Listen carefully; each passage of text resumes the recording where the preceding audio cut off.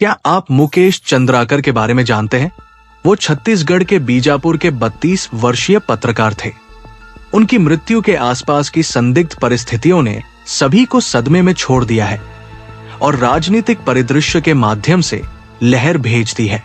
मुकेश ने पत्रकारिता के क्षेत्र में लगन से काम किया और अब देश के विभिन्न हिस्सों में विरोध प्रदर्शन शुरू हो गए हैं क्योंकि लोग जवाब मांग रहे हैं।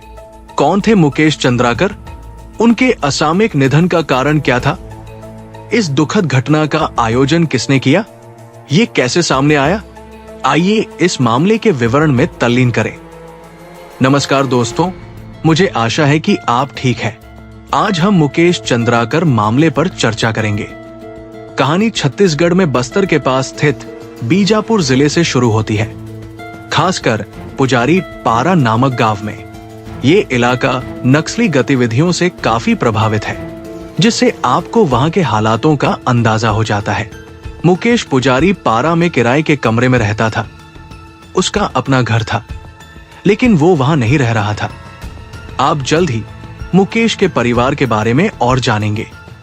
मुकेश का एक बड़ा भाई मुकेश चंद्राकर था, जो मुकेश के घर के ठीक सामने किराए के कमरे में रहता था। मुकेश एक पत्रकार भी थे। वो 1 जनवरी 2025 नए साल का दिन था। मुकेश आमतौर पर शाम को काम के बाद अपने भाई के साथ खाना खाने के लिए घर लौटता था, लेकिन उस दिन उसे देर हो जाती थी। उमेश को लगा कि मुकेश शायद अपने पत्रकार दोस्तों के साथ जश्न मना रहा होगा। थोड़ा अस्वस्थ महसूस करते हुए, मुकेश की अनुपस्थिति के बारे में ज्यादा नहीं सोचते हुए, मुकेश रात के खाने के बाद जल्दी बिस्तर पर चला गया। 2 जनवरी की सुबह मुकेश सुबह लगभग 6 बजे उठा और महसूस किया कि उसने पिछली रात से मुकेश को नहीं देखा था। दोनों भाइयों के बीच गहरा रिश्ता था और मुकेश ने मुकेश को बेटे की तरह माना। चिंतित होकर उसने किसी से यह जांचने के लिए कहा कि मुकेश अपने कमरे में है या नहीं, लेकिन यह पता चला कि वो वहां नहीं था। संभवतः एक दोस्त के घर पर रुका था। उमेश ने मुकेश को फोन करने की कोशिश की, लेकिन उसके दोनों फोन स्विच ऑफ थे। उन्होंने माना कि ये एक नेटवर्क मुद्दा हो सकता है। मुकेश सुबह 6 बजे काम के लिए निकल गया। अभी भी मुकेश के बारे में चिंतित था। दिन भर उसने फिर से अपने भाई से संपर्क करने की कोशिश की, लेकिन उसकी कॉल का जवाब नहीं मिला। चिंतित होकर उन्होंने मुकेश के दोस्तों और सहकर्मियों से संपर्क करना शुरू किया, लेकिन 1 जनवरी की शाम से किसी ने भी उसे नहीं देखा था।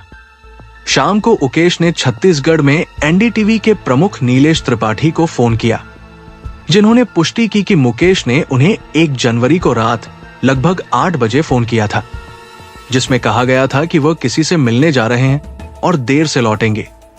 लेकिन उन्होंने ये नहीं बताया कि वो किससे मिल रहे हैं या कहां जा रहे हैं।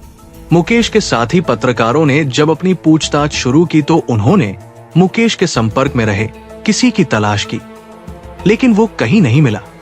2 जनवरी को रात 8 बजे मुकेश और कुछ साथी पत्रकारों ने बीजापुर पुलिस स्टेशन में मुकेश के लापता होने की सूचना दी, जिसमें बताया गया कि वो 1 जनवरी को रात 8 बजे से किसी के संपर्क में नहीं था।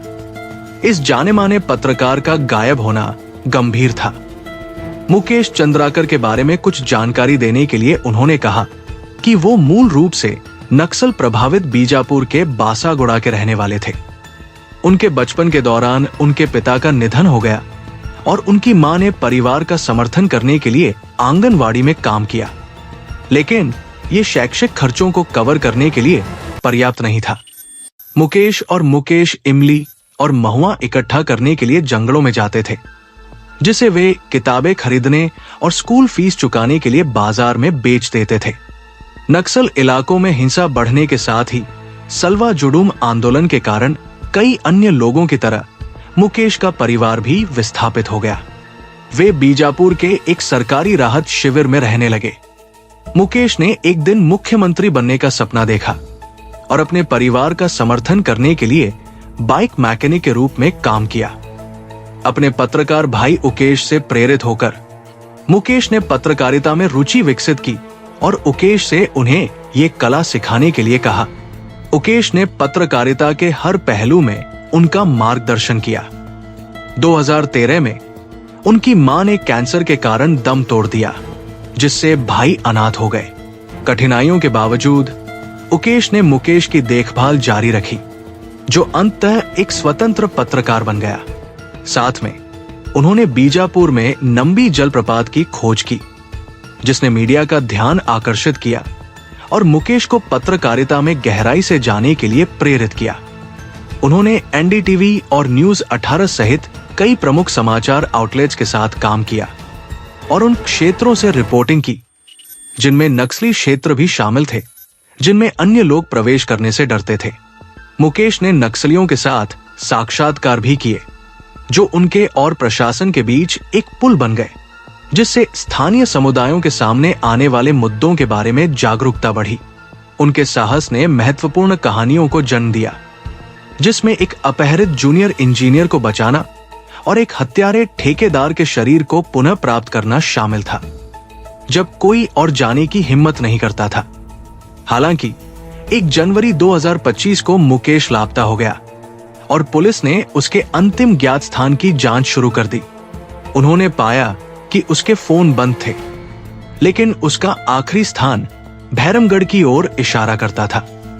व्यापक खोजबीन के बावजूद कोई सुराग नहीं मिला। जैसे जैसे जांच आगे बढ़ी, मुकेश के दोस्तों और भाई ने उसकी अंतिम बातचीत में गहराई से खोजा। उन्होंने पाया कि मुकेश अपने चचेरे भाई रितेश चंद्राकर के संपर्क में था, जिसने 1 जनवरी को उसे कई बार फोन किया था। इससे संदेह पैदा हुआ, खासकर तब जब मुकेश के अंतिम ज्ञात स्थान के पास रितेश के परिवार के स्वामित्व वाली संपत्ति थी। जैसा कि पुलिस ने आगे की जांच की, उन्होंने रितेश की पारिवारिक संपत्ति में एक सेप्टिक टैंक की खोज की, जिसे हाल ही में प्लास्टर किया गया था। पत्रकारों ने नोट किया कि यह संदिग्ध रूप से नया लग रहा था, जिससे आगे की जांच शुरू हो गई। आखिरकार सबूतों ने पुलिस को उसी सेप्टिक टैंक में मुकेश का शव खोजने के लिए प्रेरित किया।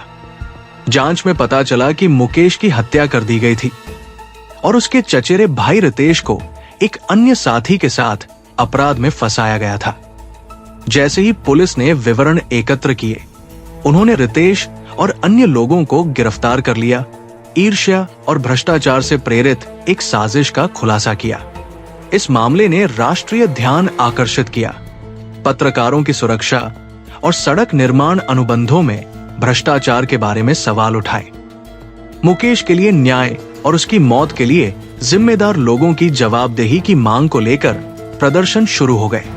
इस दुखद घटना ने न केवल संघर्ष क्षेत्रों में पत्रकारों के सामने आने वाले जोखिमों को उजागर किया, बल्कि भ्रष्टाचार के गहरे मुद्दों को भी उजागर किया, जो हिंसा का कारण बन सकते हैं।